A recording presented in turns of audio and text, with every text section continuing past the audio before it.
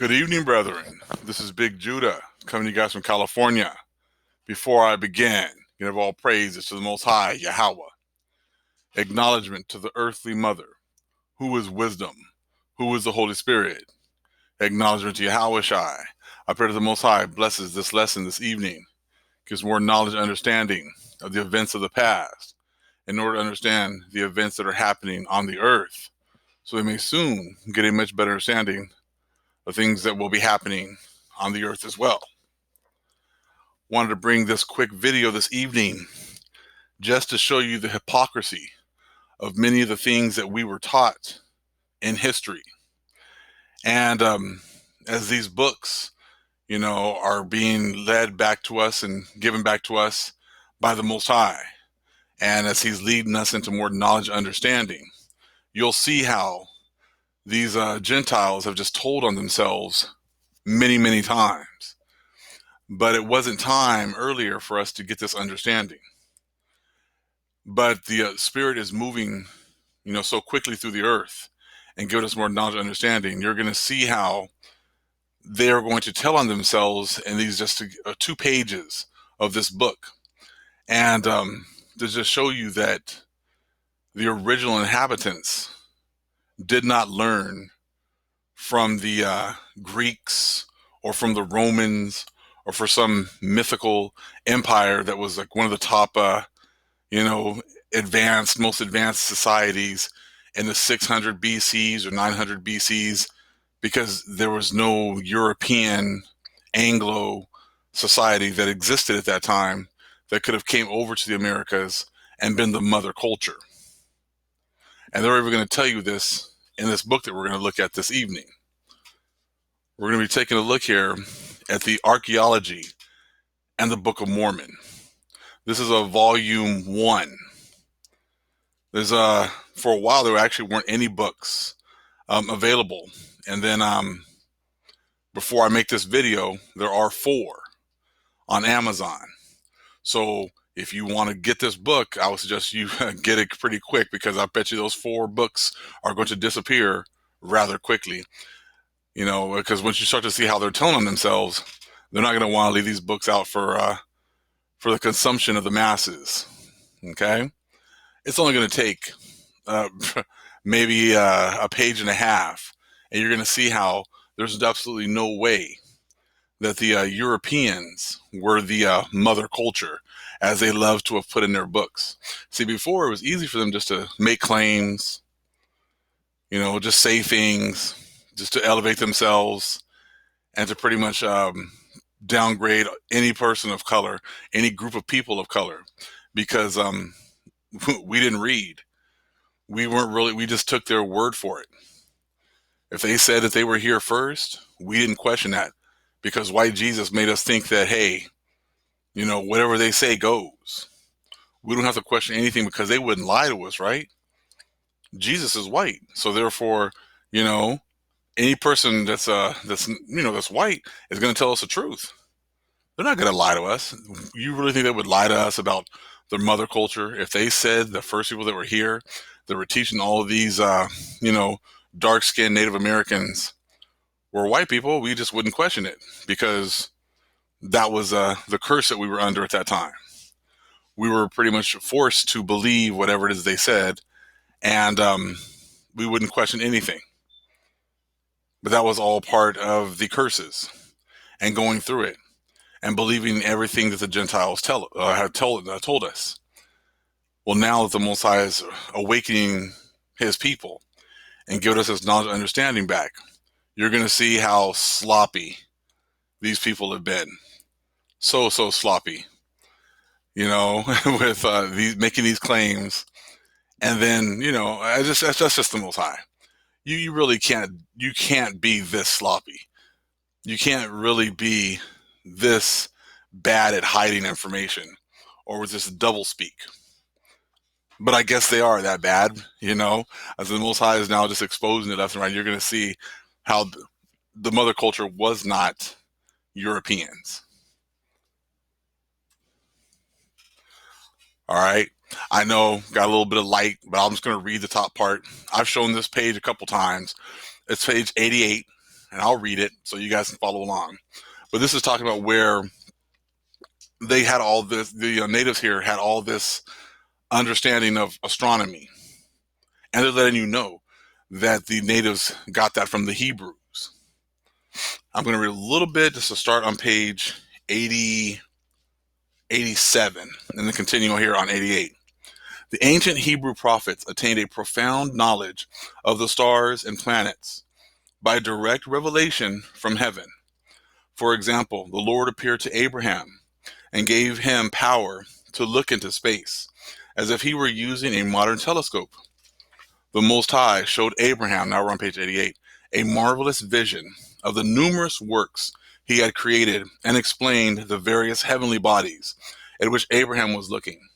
The ancient prophet wrote, I saw the stars, that they were very great, and they multiplied before mine eyes, and I could not see the end thereof. The Most High explained to the ancient patriarch the times, seasons, and the laws which govern the solar systems. The knowledge of astronomy received by Father Abraham and recorded for his posterity is in complete agreement with modern astronomical science. Moses also received revelations from the Lord regarding astronomy and a vision of the heavenly bodies, God's creations, similar to those received by Abraham. In their scriptures, these ancient Hebrew patriarchs handed down their knowledge of astronomy to their posterity. The Nephites, or also being referred to as the Nagas, brought the Hebrew scriptures with them from the holy city to the New World. And so one is not surprised to find such statements in the Book of Mormon as the following. And it appeareth unto man that the sun standeth still, yea, and behold, that is not so, for surely it is the earth that moveth, and not the sun. Perhaps the basic ideas on astronomy which the Nephites had were handed down to the Mayas. Okay, now this is the part where these Gentiles get very, very sloppy with their lying. Okay, and you're going to see how they just pretty much have this doublespeak that they cannot, they can't substantiate. This part right here, Dr. J. Eric S. Thompson gives an elaborate discussion on the Mayan philosophy of time. In it, he states, so far as this general outlook on life is concerned, the great men of Athens, okay, so the Greeks, all right, and they always love to elevate the Greeks as everybody is funny listening to when you hear these things, like they'll say the ancient Greeks or the ancient Romans. I'm like, okay, man. I said, you Greeks and Romans, they're late to the party. They come down towards the bottom of the statue of great Gentile civilizations. So you're really not ancient, okay? You're not ancient Greeks. You're not ancient Romans. You barely got here, 100 and something BC. I said people were here thousands of years before that, doing big things. But they always try to make sure they think that people, get that whole thing in their head about how the Greeks were ancient. They were here for a long time when they weren't. Same thing with the Romans. But let's go here. Let's read that part again. So far as this general outlook on life is concerned, the great men of Athens would not have felt out of place in the gathering of Maya priests and rulers.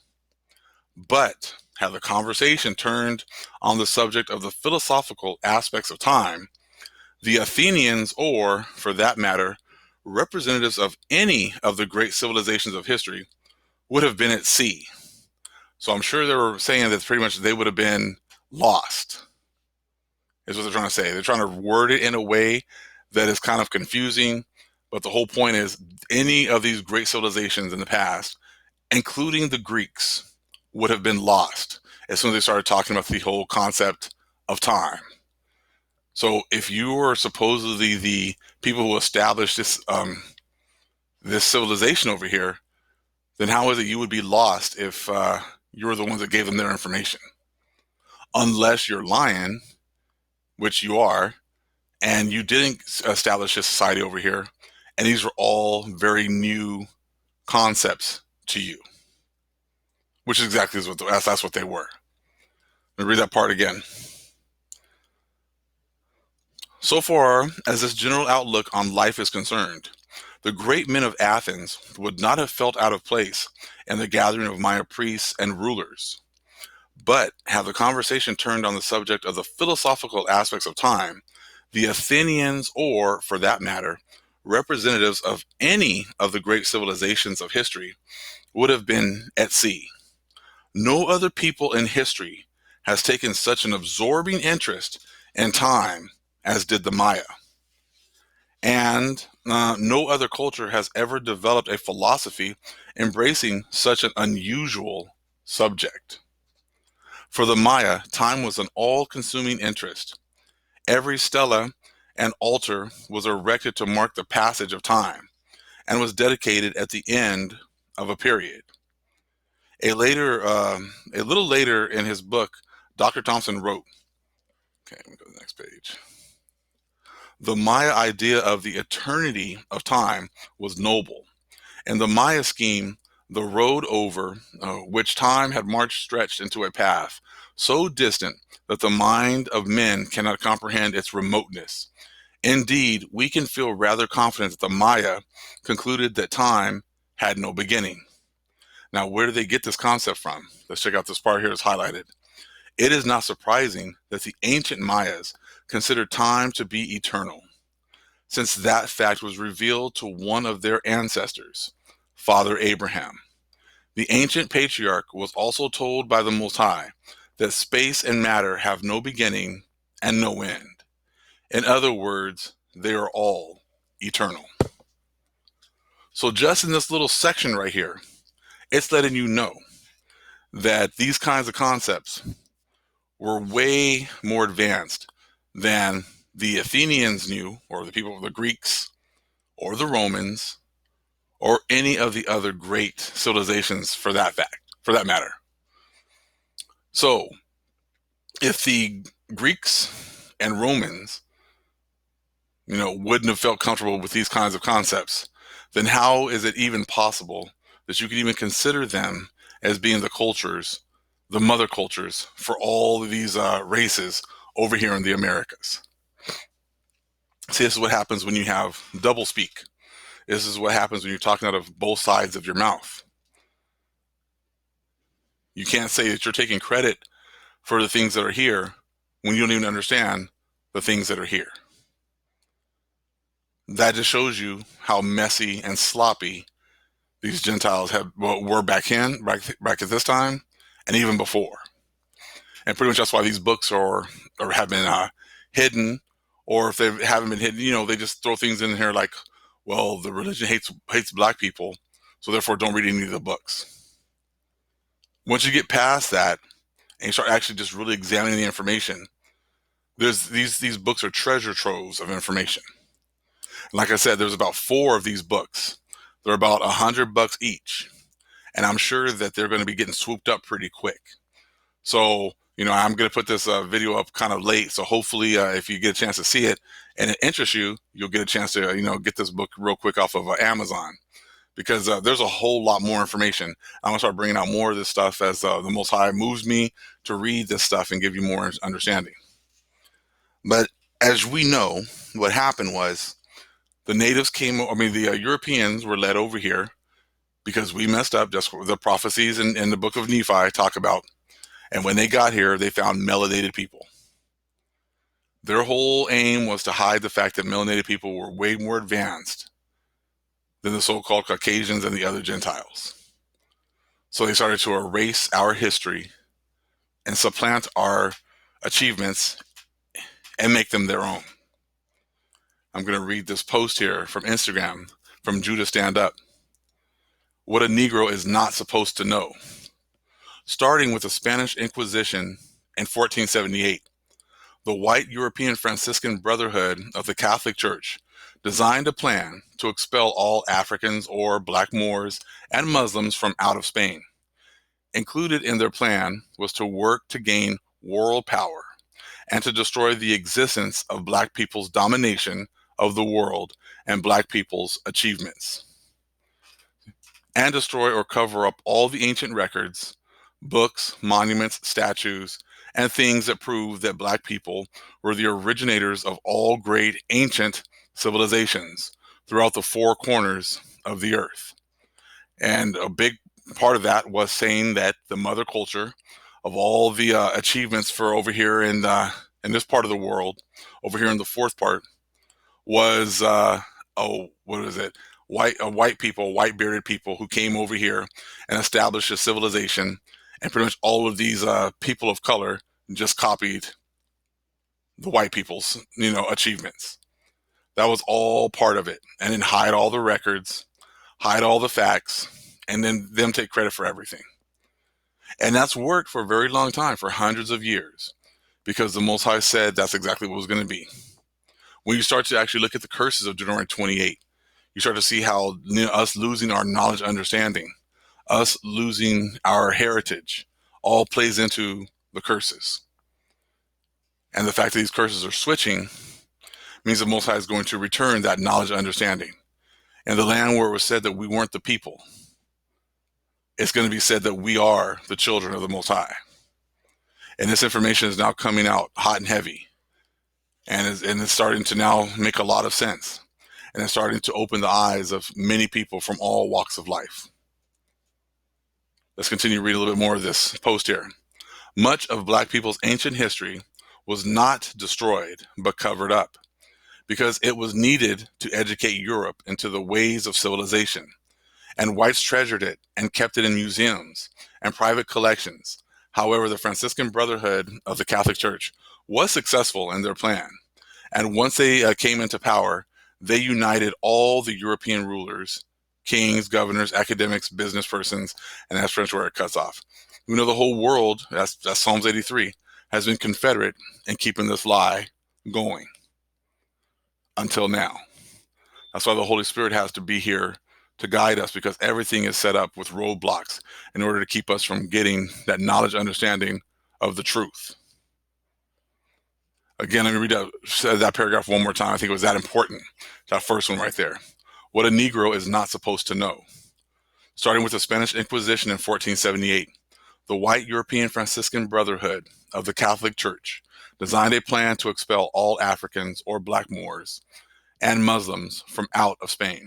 Included in their plan was to work to gain world power and destroy the existence of Black people's domination of the world and Black people's achievements, and destroy or cover up all the ancient records, books, monuments, statues, and things that prove that Black people were the originators of all great ancient civilizations throughout the four corners of the earth. These Gentiles have done a number on the world, and now the Most High is working to unseal these, unseal all these lies and unseal our books and give all this information back to us. And it's just absolutely amazing. We need to examine everything we can get our hands on, because there's nuggets of information all over the place. And it's just amazing to be alive at this time and seeing the Father working to bring back the knowledge and understanding to his people, and to see many of the people now starting to embrace this truth. So I was bringing this quick video to you guys this evening, and I pray that the Most High blesses you and gives you more knowledge and understanding, because that's the time that we are in now. All praise is to the Most High, Yahweh. Acknowledgement to the earthly mother, who is wisdom, who is the Holy Spirit. Acknowledgement to Yahweh Shai.